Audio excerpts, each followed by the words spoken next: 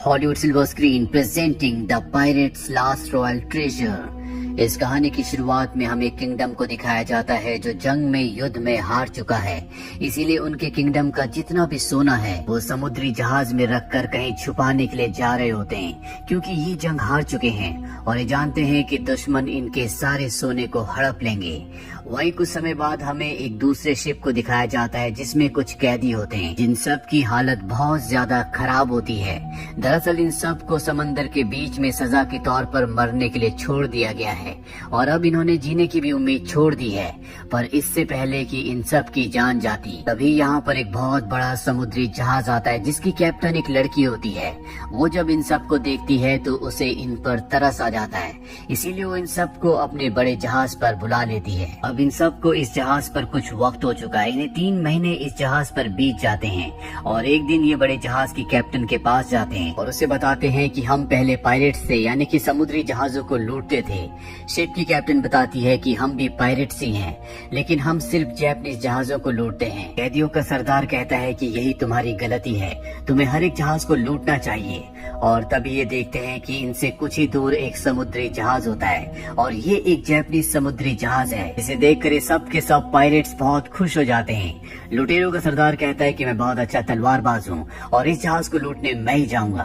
और इसके बाद वो जैपनीज के जहाज पर चला जाता है। यहाँ पर जो शिप की कैप्टन होती है वो भी उसका साथ देने के लिए वहाँ पर जाती है और ये वहाँ जैपनीज सिपाहियों से लड़ते हैं। ये दोनों ही बहुत अच्छे तलवारबाज होते हैं और जब ये लगभग शिप के हर एक इंसान पर हावी हो चुके होते हैं, इस शिप की कैप्टन का एक आदमी आता और बताता है कि इस शिप में कोई भी कीमती सामान नहीं है, न इसमें खाने पीने की चीजें हैं। ये सुनकर ये सब के सब हताश हो जाते हैं। शिप की कैप्टन पूछती है कि तुम इतना बड़ा जहाज लेकर इतने सारे लोगों के साथ बिना खाने पीने के लिए कहाँ निकले हो। यहाँ पर एक बच्चा होता है, बताता है कि हम खजाने की तलाश में निकले थे, लेकिन हम रास्ता भटक गए। इस वजह से हम कई महीनों से समंदर में फंसे हुए हैं और हमारा खाने का सारा सामान खत्म हो गया है।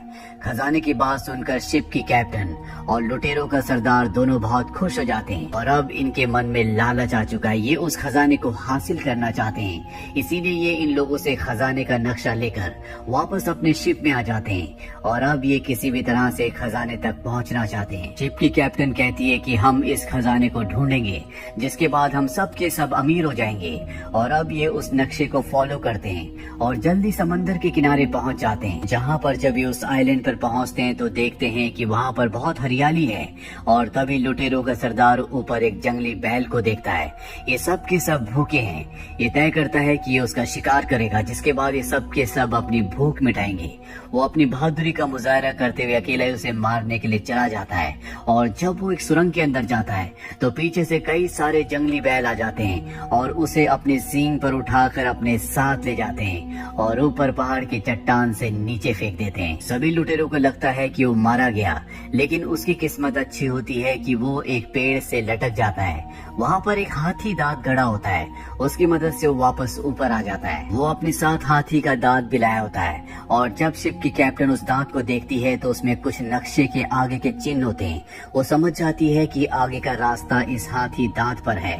वो कहती है कि मैं शिप की कैप्टन हूँ और जो मेरे साथ खजाना ढूंढने आना चाहता है आ सकता है। हालांकि लुटेरों का सरदार नहीं चाहता कि वो और उसके आदमी उसके साथ जाएं, लेकिन अब उसके जितने भी आदमी होते हैं वो शिप की कैप्टन पर विश्वास करते हैं, इसीलिए सब के सब उस जगह से नाव से निकल जाते हैं और यहाँ पर इस आइलैंड पर लुटेरों का सरदार अकेला बसता है। शिप की कैप्टन फिर भी अपने जहाज पर पहुंचने के बाद उसका इंतजार करती है, पर वो रात होने तक नहीं आता और अब शिप की कैप्टन के पास उसका खास आदमी आता है और उसे बताता है कि वो हाथी दांत चोरी हो गया। इस बात से उसे बहुत गुस्सा आता है। वो समझ जाती है कि ये काम लुटेरों के सरदार का है। वो वापस उसी आइलैंड पर आ जाती है और लुटेरों के सरदार को ढूंढ लेती है। वो उसे एक पंच मारती है और कहती है कि मुझे हाथी दांत वापस दे दो। वो कहता है कि मेरे पास हाथी दांत नहीं है। दरअसल ये सच कह रहा होता है। इन्हीं में से इनका एक साथी होता है जिसने हाथी दांत चुराया था और वो शहर जाकर उस हाथी दांत को बेचना चाहता है। ये सब भी उसका पीछा करते हुए शहर पहुंच जाते हैं, जहां पर वो हाथी दांत बेचने वाला होता है। पर इससे पहले कि वो ऐसा करता, ये सब के सब वहाँ पहुँच जाते हैं और अपने हाथी दांत को एक बार फिर से वापस हासिल कर लेते हैं। वहीं दूसरी तरफ एक राज्य के राजा को दिखाया जाता है, जिसका जनरल उसे बताता है कि मुझे पता है खजाना कहाँ पर है, जो आज से कई साल पहले समंदर में कहीं छुपा दिया गया था। राजा अपने जनरल से पूछता है कि ये बात तुम्हें कैसे पता। वो बताता है कि जिस आदमी ने खजाना छुपाया था उसकी पत्नी ने मुझे बताया है, और अब ये राजा भी चाहता है कि ये उस खजाने को हासिल करे, और ये भी अब खजाने की तलाश में निकल पड़ते हैं। वहीं शिप की कैप्टन, चोरों के सरदार को और इन सब के साथियों को दिखाया जाता है जिनके पास हाथी दांत है। ये उस पर जो लिखा हुआ होता है उसे कागज पर प्रिंट कर लेते हैं, लेकिन इन्हें कुछ भी समझ में नहीं आ रहा होता कि यहाँ से आगे इन्हें कहाँ जाना है। और लुटेरों का जो सरदार होता है वो कहता है कि मुझे पता है कि अब हमें कहाँ जाना है, मैं तुम्हें वहाँ ले जा सकता हूँ। और इसके बाद ये अपने शिप से उस तरफ निकल पड़ते हैं, और जब ये समंदर के बीचों बीच पहुँच जाते हैं तो लुटेरों का सरदार कहता है कि आगे का रास्ता हमें समंदर में कूद कर तय करना होगा। और अब ये सब के सब समंदर में कूद जाते हैं। इसके बाद इस समंदर के नीचे गोता लगाते हैं और एक गुफा से होते हुए ये एक दूसरी जगह निकल जाते हैं जहाँ पर बहुत सारी केव्स होती हैं। लुटेरों का सरदार कैप्टन को कहता है कि तुम सब की कैप्टन हो, अब हमें आगे का रास्ता बताओ। दरअसल वो उसका मजाक उड़ा रहा होता है, और ये शिप की कैप्टन के एक आदमी को बिल्कुल अच्छा नहीं लगता, इसीलिए वो लुटेरों के सरदार के ऊपर हमला कर देता है। वो बहुत अच्छा फाइटर है, इसीलिए वो उसे उठाकर पत्थरों पर फेंकता है और पत्थर अपनी जगह से हट जाते हैं। दरअसल केव का आगे का रास्ता यहाँ से होता है, और अब ये सब के सब मशाले लेकर आगे बढ़ते हैं जहाँ पर इन्हें बहुत सारी चांदी मिलती है। सब के सब बहुत खुश हो जाते हैं, लेकिन यहाँ लुटेरों का सरदार कहता है कि ये असली खजाना नहीं है, ये हमें धोखा देने के लिए यहाँ पर छोड़ा गया है ताकि हम इसे खजाना समझ लें। और तभी उसे वहाँ पर एक झंडा दिखता है जिस पर ड्रैगन का चित्र बना होता है। लुटेरों का सरदार उसे ध्यान से देखता है और बताता है कि ये ड्रैगन नहीं बल्कि ये खजाने के आगे का रास्ता है। अब जब वो देख ही रहा होता है कि तभी एक जोरदार धमाका होता है। दरअसल बाहर राजा का जनरल अपने लोगों के साथ पहुंच चुका है, उसे इस जगह के बारे में पहले से पता था। जब वो लुटेरों के सरदार को देखता है तो गुस्से से आग बबूला हो जाता है, क्योंकि ये दोनों एक दूसरे को पहले से जानते हैं। ये दोनों एक दूसरे के दुश्मन हैं। इन दोनों के बीच में एक भयानक फाइट होती है, और इसी फाइट के दौरान चांदी के भरे हुए एक बक्से को रस्सी से बांधकर लुटेरों का सरदार अपनी कमर पर बांधकर पानी में कूद जाता है, जिससे वो समंदर की गहराइयों में जाने लगता है। लेकिन शिप की कैप्टन वहाँ पहुँच जाती है और उसे बचाने की कोशिश करती है। वो उसकी रस्सियाँ खोल देती है, लेकिन अब वो खुद भी डूब रही होती है। और इससे पहले कि इन दोनों की जान जाती, यहाँ पर एक बहुत बड़ी व्हेल मछली आती है जो इन दोनों को अपने मुंह के अंदर निगल लेती है, और अगले पल उसका पेट फट जाता है, जिस वजह से लुटेरों का सरदार और शिप की कैप्टन पानी से ऊपर उछलते हैं और वापस अपने शिप पर आ जाते हैं।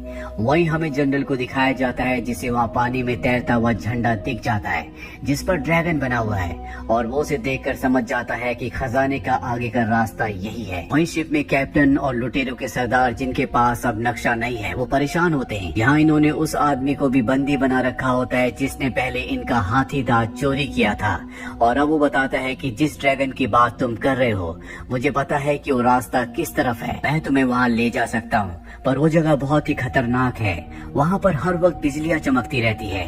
दरअसल ये बहुत सालों से यानी कि बचपन से ही एक पायरेट है। इसने समंदर के लगभग हर एक इलाके को देखा है और एक बार ये वहाँ पर जा चुका है। रास्ता दिखाने से पहले ये एक शर्त रखता है।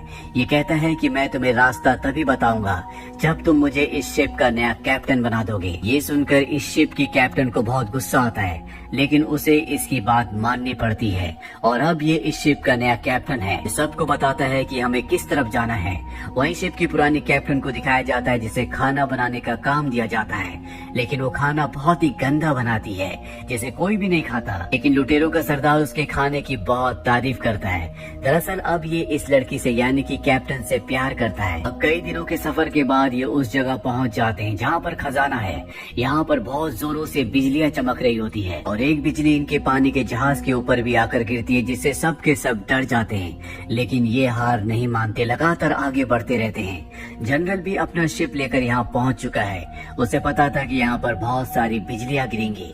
इसीलिए उसने अपने शिप के साथ बहुत सारी पतंगे लगा रखी होती है ताकि बिजलियां उन पर गिरे और इनके शिप को नुकसान ना पहुंचे।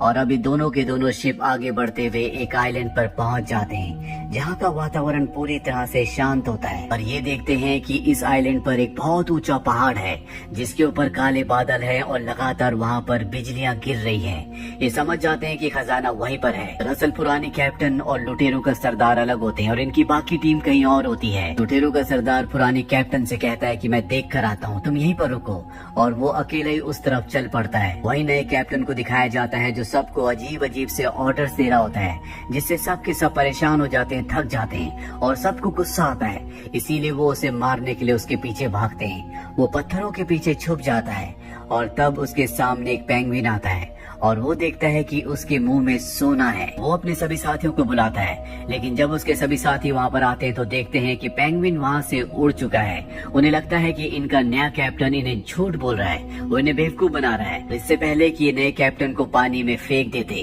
पेंगुइन इनके पीछे आ जाता है और उसके मुंह में अब भी सोना दबा हुआ होता है। ये देखकर सब खुश होते हैं क्योंकि ये सही आइलैंड पर है, खजाना यहीं कहीं है। वहीं लुटेरों का सरदार जब उस चट्टान पर, उस पहाड़ पर पहुंचता है तो देखता है कि जनरल पहले ही वहां पर पहुंच चुका है। उसके साथ उसके बहुत सारे साथी भी हैं, लेकिन हर जगह बिजली गिरने की वजह से यहाँ पर जनरल के बहुत सारे लोग मारे जाते हैं। जनरल देखता है कि सिर्फ एक जगह पर बिजली नहीं गिर रही और वो अपने सैनिकों को, साथियों को ऑर्डर देता है कि इस जगह खुदाई की जाए। और जब वो उस जगह को खोदते हैं तो वहाँ पर एक संदूक निकलता है जिसके अंदर ड्रैगन का एक मुखौटा होता है। और तब ये देखते हैं कि लुटेरों का सरदार भी वहाँ पर है जो छुप कर इन्हें देख रहा होता है। ये तीर से उसके ऊपर हमला करके उसे नीचे गिरा देते हैं, लेकिन लुटेरों का सरदार उस ड्रैगन के मुखौटे को हासिल कर लेता है और जनरल से कहता है कि अगर तुम्हें ये मुखौटा चाहिए जिससे तुम्हें खजाने के आगे का रास्ता पता चलेगा तो तुम्हें मुझसे लड़ना होगा। जनरल इस बात के लिए मान जाता है और अब इन दोनों के बीच में एक घमासान फाइट होना शुरू हो जाती है। वही हमें शिप की पुरानी कैप्टन को दिखाया जाता है जिसके शिप के ऊपर जनरल के लोगों ने हमला कर दिया होता है और वो अपने शिप को बचाने के लिए उनका सामना करती है, उनसे लड़ती है। वही नए कैप्टन को दिखाया जाता है जो पेंगुइन के पैर पर एक रस्सी बांध देता है। पेंगुइन पानी में कूद जाता है, रस्सी को पकड़ के उसके पीछे पीछे जाने लगता है। वही लुटेरों के सरदार को और जनरल को दिखाया जाता है जो एक दूसरे से लड़ रहे होते हैं और इसी लड़ाई के बीच में लुटेरों के सरदार के हाथ से मुखौटा छूट जाता है जो चट्टान से सीधा समंदर में गिरता है। जहाँ नया कैप्टन पहले से होता है वो उस मुखौटे को उठा लेता है और जब वो उस मुखौटे को ध्यान से देख रहा होता है तो देखता है कि सामने उसी तरह की एक चट्टान है जहाँ पर गुफाएं हैं। वो समझ जाता है कि उन्हीं गुफाओं के अंदर वो खजाना है। वहीं ऊपर दिखाया जाता है जहाँ पर लुटेरों का सरदार जनरल एक दूसरे की जान लेना चाहते हैं, लेकिन यहाँ पर लुटेरों का सरदार बिजली गिरने से पहले अपनी तलवार हवा में उछालता है तो बिजली उसकी तलवार पर चमकती है और वो तलवार सीधा जनरल के आर पार हो जाती है जिससे उसका खात्मा हो जाता है। वही नए कैप्टन को दिखाया जाता है जो गुफा के अंदर पहुंचता है। वहाँ पर उसे वो जहाज मिल जाता है जिसके अंदर खजाना है जो कई सालों से यहाँ पर छुपाया गया था और वो उस जहाज को लेकर बाहर आ जाता है। यहाँ पर उसके सभी साथी खजाने से भरे हुए जहाज को देखकर खुश हो जाते हैं। दरअसल इनका जहाज अब पूरी तरह से तबाह हो चुका है, इसीलिए सब के सब इसी खजाने वाले जहाज पर आ जाते हैं। लुटेरों का सरदार और शिप की पुरानी कैप्टन भी अब यहाँ पर है। सब ने खजाने को हासिल कर लिया। इसका मतलब ये है कि ये सब के सब अब बहुत ज्यादा अमीर है। यहाँ पर लुटेरों का सरदार और शिप की जो कैप्टन होती है अब ये एक दूसरे की तरफ देख रहे होते हैं, जिसका मतलब ये है कि ये दोनों एक दूसरे को अब बहुत पसंद करते हैं और इन दोनों ने एक दूसरे के प्यार को एक्सेप्ट कर लिया है। इसके बाद इनके जहाज को घर की तरफ जाते हुए दिखाया जाता है और इसी के साथ ये फिल्म, ये कहानी यहीं पर खत्म हो जाती है। उम्मीद करते हैं कि ये कहानी आपको पसंद आई होगी।